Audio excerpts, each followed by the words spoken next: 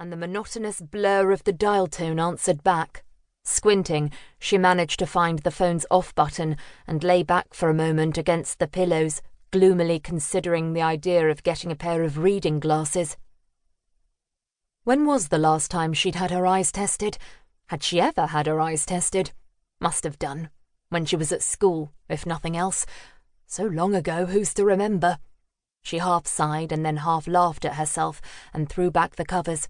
She swung her legs around and nearly banged her knee against the wall. She reached up, drew a pocket handkerchief-sized curtain away from the round window and yawned widely. She slipped her watch on. 8:15. She could see it perfectly now she had some light. The optician could go peddle his bike elsewhere for the time being.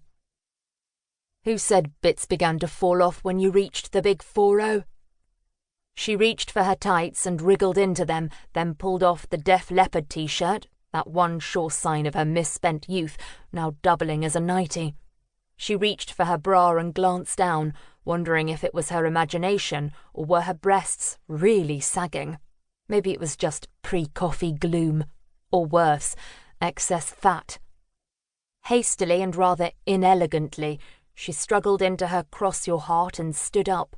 It was exactly one step to her wardrobe. The sliding doors always stuck when she pulled them open. That was another thing she missed. Doors that opened outwards, normal ones. And, like most mornings, she cursed her husband, or ex-husband, or late husband. She never could get it straight in her mind which it was. But current, ex, or late unlamented, one thing about Ronnie remained the same. He was, without doubt, the worst thing that had ever happened to her. Selecting a pale blue blouse to go with a dark blue skirt, she dressed fast, moving exactly one more step to her right to stand in front of a small mirror. Were those grey hairs appearing in the bob of sensibly cut brown hair, or was it the poor light again? Whatever, a few strokes of the brush, making sure of the parting and pushing back the two wings either side of her face, took care of it. A quick pat of powder, a dab of darkish lipstick, and she was ready. Her stomach rumbled. Well, almost ready. She moved through the permanently open door into the tiny passageway and then to the open-plan lounge and kitchen area. No time for toast, which was probably just as well. Her constant battle with the flab was beginning to weary her, but not to the point of giving in.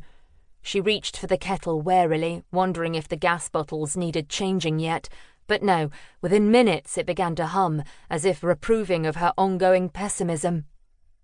A spoonful of instant and artificial sweetener, and things began to look up, not least because she had some decent windows in here. Outside, things looked encouragingly blue and green, and yellow. A sunny day, perhaps. England in May. You never could be sure what you'd be getting once you were daft enough to stick your head outside your front door. Dashwood Lock, she muttered, reaching for her phone. Oxford, down to Kidlington. Her finger paused above her own place of residence, the strangely named village of Thrupp, right on Kidlington's back doorstep. No Dashwood. Must be north. Scroll along. Lower Hayford. Follow the line down. Cleves Bridge. Highbush Bridge. Yep. Dashwood Lock. Her finger tapped on it thoughtfully.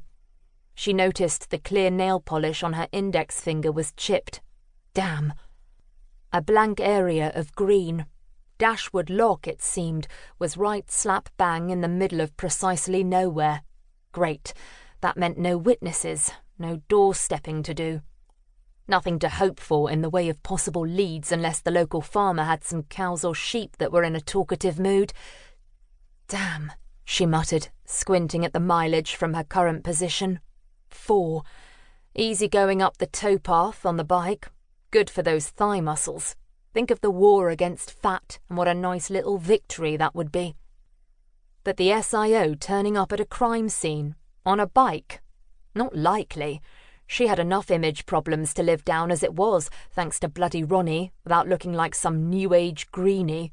No, the car it would have to be, which meant finding the nearest village, which, by the looks of it, was Northbrook.